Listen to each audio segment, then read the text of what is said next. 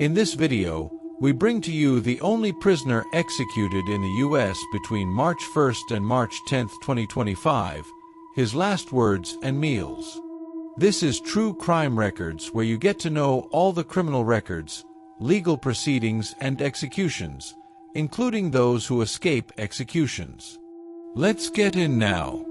On March 7th, 2025, Sigmund became the sole prisoner executed in the United States between March 1st and March 10th, marking a significant moment in the nation's penal history. Convicted for the 2001 murders of his ex-girlfriend's parents, Sigmund's execution by firing squad in South Carolina was the first of its kind in 15 years, drawing both national and international attention. On April 27, 2001, the serene community of Taylors, South Carolina, was thrust into national headlines following a heinous double homicide that would ignite a decades-long legal battle and rekindle debates over capital punishment. Brad Keith Sigmund, a 43-year-old with a history of instability, brutally murdered William David Lark, 62, and Gladys Gwendolyn Lark, 59, the parents of his ex-girlfriend, Rebecca Barber.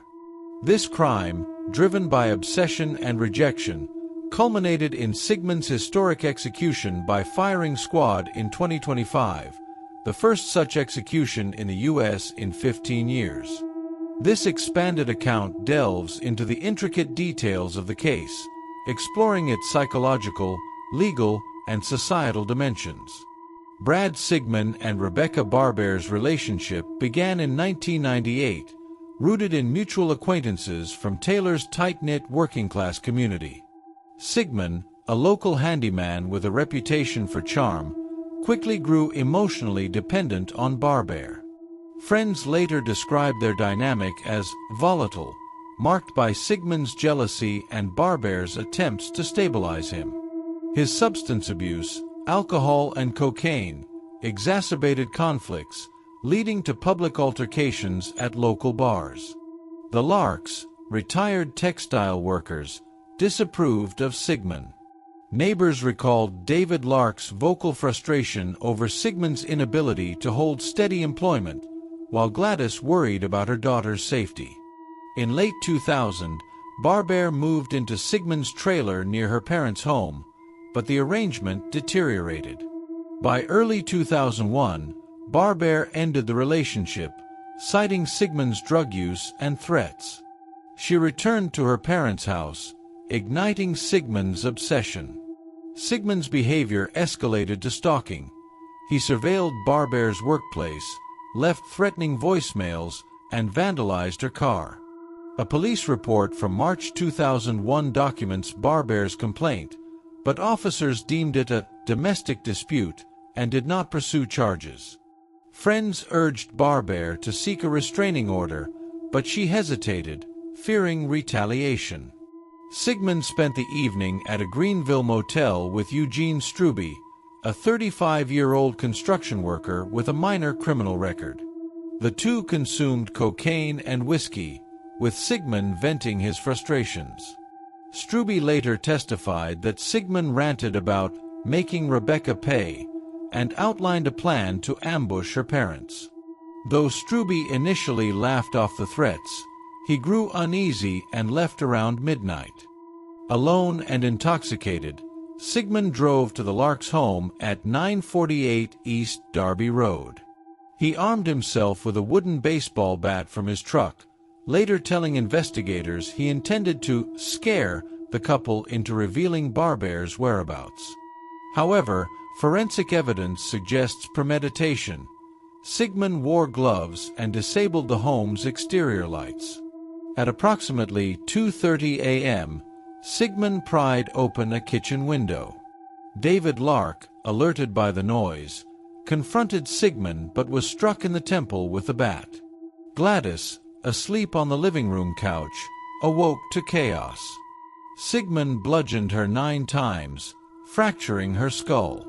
Autopsy reports noted defensive wounds on David's hands, indicating a futile struggle.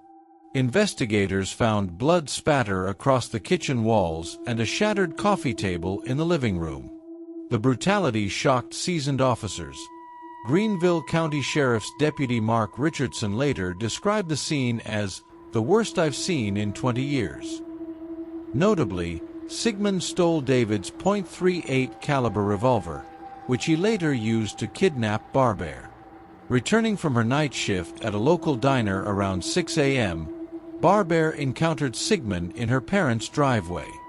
He brandished the revolver, forced her into her car, and demanded she drive to his truck. En route, Barbara, recalling self-defense tips from a coworker, steered the car toward a ditch and leaped out. Sigmund fired 2 shots, grazing her arm, but she fled through a wooded area to a gas station. Barbara received stitches at Greenville Memorial Hospital, where staff alerted police. Meanwhile, deputies discovered the Larks' bodies, prompting a statewide Amber Alert for Sigmund.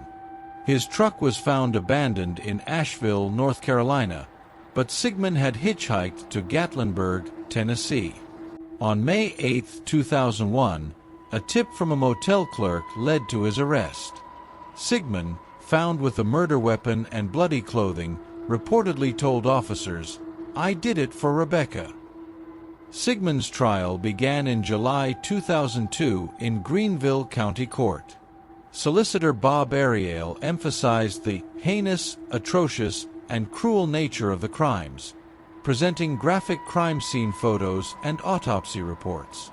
Key witnesses included Struby, who recounted Sigmund's pre-murder confession, and Barbara, who delivered a tearful testimony. Public defender John Malden argued Sigmund's actions were fueled by temporary insanity from substance withdrawal. A forensic psychologist testified that Sigmund suffered from borderline personality disorder and depression, exacerbated by his breakup. However, cross-examination revealed Sigmund's calculated actions, disabling lights, wearing gloves, undermining the insanity claim. After 6 hours, the jury convicted Sigmund on all counts. During sentencing, forewoman Janet Harper cited the lack of remorse as pivotal. On July 20, 2002, Sigmund received 2 death sentences plus 30 years for burglary. Sigmund's appeals focused on alleged juror bias and ineffective counsel. In 2010, the South Carolina Supreme Court rejected claims that Malden failed to investigate Sigmund's mental health thoroughly. Federal appeals in 2015 and 2018 similarly faltered, with judges noting the overwhelming evidence of premeditation. In 2021, South Carolina's inability to procure lethal injection drugs led lawmakers to revive electrocution and add firing squads. Sigmund, alongside 3 others, sued, arguing these methods violated the 8th Amendment. The South Carolina Supreme Court upheld the protocols in 2024, citing precedent, Bucklew v. Presythe, 2019, that states may choose execution methods absent superadded pain. Sigmund spent his final weeks writing apology letters to Barbara and meeting with a spiritual advisor. He requested a last meal of fried chicken, green beans, mashed potatoes, biscuits, cheesecake, and sweet tea, which he attempted to share with inmates, a request denied by prison officials. On March 7, 2025, at Broad River Correctional Institution, Sigmund was strapped to a chair in the execution chamber. 3 volunteer marksmen, screened for anonymity, fired .308 Winchester rounds at a target pinned over his heart. Witnesses reported Sigmund murmured, "I'm sorry," before the shots rang out. He was pronounced dead at 2:17 a.m. Barbara, now an advocate for domestic violence victims, declined to attend. In a statement, she expressed relief but noted, "No punishment will bring my parents back." The execution drew mixed reactions. Activists decried it as barbaric, while prosecutors hailed it as justice. South Carolina's use of the firing squad sparked legislative debates in 12 states, though none adopted the method. Sigmund's case became a touchstone in discussions about execution methods. Proponents argued firing squads are quicker and less error-prone than lethal injection. Opponents cited their archaic nature. Notably, the ACLU highlighted racial disparities in death penalty sentencing. Sigmund was white, but 42% of South Carolina's death row inmates in 2025 were black. Taylors memorialized the Larks with a community garden featuring their favorite roses. Barber, now remarried, founded a non-profit aiding domestic abuse survivors. Meanwhile, Sigmund's family, though grieving, acknowledged his crimes. His brother Mike reflected, "Brad's choices destroyed multiple lives. We hope his story warns others." Brad Sigmund's 2001 double homicide and his 2025 execution by firing squad, a method dormant for 15 years, reignited contentious debates over capital punishment's role in modern society. The tragedy underscores the irreversible human toll of violence. 2 lives brutally ended, a daughter forever scarred, and a community fractured by loss. Sigmund's execution, while delivering legal closure, also forced a reckoning with the moral contradictions of state-sanctioned killing. As evolving public sentiment challenges the death penalty's fairness and humanity, this case serves as a grim testament to the unresolved tensions between retribution and redemption, vengeance and justice. It compels society to confront uncomfortable questions. Can systemic violence ever truly heal? Does the machinery of capital punishment perpetuate cycles of trauma? In grappling with these complexities, the Sigmund saga remains a cautionary tale, one that mirrors America's enduring struggle to balance accountability with compassion in its pursuit of justice. This is True Criminal Records, specifically happened in the United States. I will be bringing all true criminal stories to you here on my channel. If you would like to get more information like this, comment and subscribe to my channel now.